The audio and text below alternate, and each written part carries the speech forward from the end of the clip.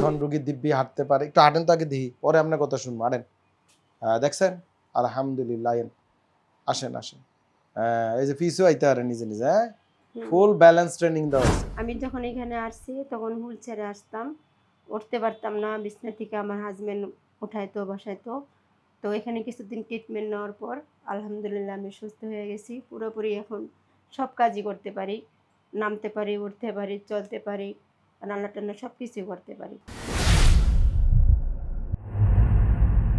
বিসমিল্লাহির রহমানির রহিম। দর্শক, paralysis, stroke, brain injury, spinal cord injury, এই সকল রোগী বিছনায় পড়ে থাকে অবহেলায়, এবং অনেক ক্ষেত্রে দেখি 10 বছর 5 বছর পরে বিভিন্ন জায়গা থেকে আমাদের কাছে আসে, বিভিন্ন এনজিওতে চিকিৎসা নেয়। এনজিও কীভাবে স্ট্রোক রোগীর, প্যারালাইসিস রোগীর চিকিৎসা দেয় আই ডোন্ট নো। এনজিওর কাজ হয়েছে এইসব রোগীর ছবি উঠে নেওয়া, নিয়ে বিদেশি ডোনারদেরকে দিয়ে টাকা নেওয়া আর রোগীরে ফালায় রাখা। হ্যাঁ, চিকিৎসা সরকারিভাবে এবং প্রাইভেটলি করতে হবে।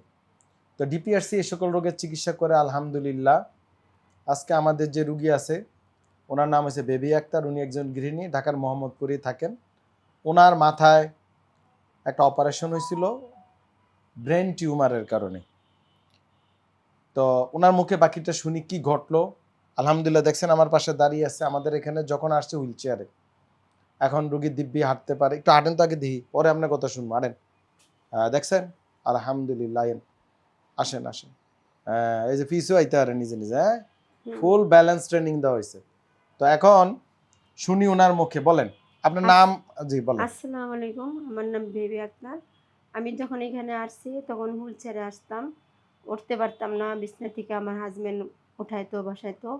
তো এখানে কিছুদিন ট্রিটমেন্ট নেওয়ার পর আলহামদুলিল্লাহ আমি সুস্থ হয়ে গেছি পুরোপুরি। এখন সব কাজই করতে পারি, নামতে পারি, উঠতে পারি, চলতে পারি, রান্না টান্না সব কিছুই করতে পারি। জি, আসলে দায়বদ্ধতা থাকতে হবে।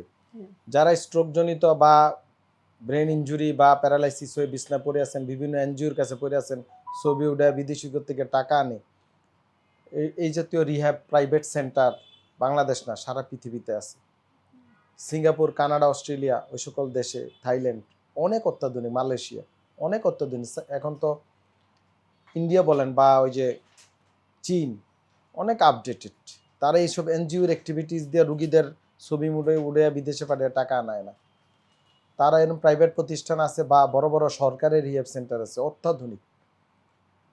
আমাদের মোটো হচ্ছে মানুষকে রিহ্যাব করা, মানে যে বিছনা পড়ে গেছিল, প্যারালাইসিস হয়ে গেছিল, হুইল চেয়ারে চলতো, এখন আলহামদুলিল্লাহ নিজে হাঁটতে পারে। আমি হাত উঠাইতে পারি, আগেতে হাত উঠাইতাম, এখন নিজে নিজে পারি সব এবার করি, বুঝেন, এটা একটা নামাজ বিছনা পড়ি। পড়ে থাকলে একটা অভিশাপ। মানুষ, হাজবেন্ড তো দূরের কথা, ঘরের মাই বাচ্চা দেখবো না, দেখবো আর। না না, আলহামদুলিল্লাহ আমি এখানে অনেক এই জন্য আমাদের ট্রিটমেন্ট খুব ভালো পাচ্ছি। মোটোটা হয়েছে যেন নিজের কাজ নিজে করতে পারেন। আমাদের ডিপিআরসির মোটো হয়েছে আপনি মরণের আগের দিন যেন নিজে নিজে কবরে যাইতে পারেন হাইটে হাইটে, এখন কারো নামাজ উপরের জন্য পড়তে পারি, নির্ভর ওযু করতে না করি, পারতে। সবকিছু করতে পারি আলহামদুলিল্লাহ। আলহামদুলিল্লাহ।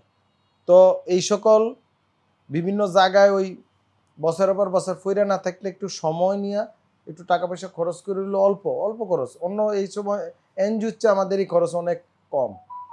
কথা বুঝতে, এটা বুঝতে হইবে, মানুষ বুঝে না।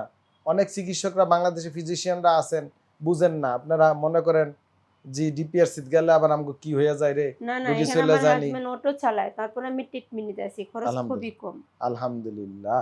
তো আপনারা পাঠাবেন। আবার অনেক ফিজিশিয়ান আমাকে, বিভিন্ন নিউরোলজিস্ট, নিউরোসার্জনরা রুগী পাঠান। আপনারা তো জানেনই যে আমাদের এখানে চিকিৎসার মান কেমন, কত দ্রুত আলহামদুলিল্লাহ রুগীগুলা ভালো হ্যাঁ, হয় এখানে সময় আমার মতো আসলে। দেবর সুস্থ হয়েছে, সেই ঠিকানা যাবার আমিও আসছি, আল্লাহর রহমত আমিও সুস্থ হয়েছি। তো সবাই ভালো থাকবেন, রুগীর জন্য দোয়া করবেন। আসসালামু আলাইকুম রহমতুল্লাহি ওয়া বারাকাতুহু। ডিপিআরস লিমিটেড, আস্থা, বিশ্বাস ও নির্ভরতায় অবিচল।